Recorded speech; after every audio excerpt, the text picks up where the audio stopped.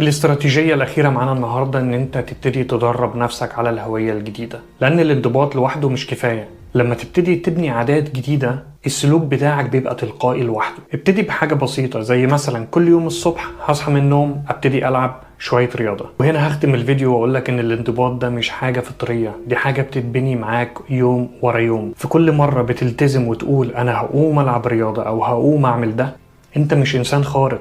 انت كل اللي محتاجه ان انت فعلا تبتدي، وكل حاجة هتيجي بالالتزام، وجسمك هيبتدي يتبرمج على الهوية الجديدة دي ويعيش كأنه الانسان الجديد ده. فيلا يا بطل قوم اتحرك، او اكتب لنفسك هدف تبتدي النهاردة او بكرة ان شاء الله. وكالعادة عشان فيديوهاتي تكون سريعة وقصيرة وملهمة ومنملش منها، اقول لكم مع السلامة واشوفكم في الفيديو اللي جاي ان شاء الله. حابب اوجه رسالة شكر لكل واحد اشترك في القناة. حابب اقول له وجودك هنا مش مجرد رقم، وجودك معناه ان انت اخترت تكون جزء من مجتمع الشامبيونز، مجتمع بيؤمن بالتطوير بالتحدي، واننا دايما نقدر نبقى احسن.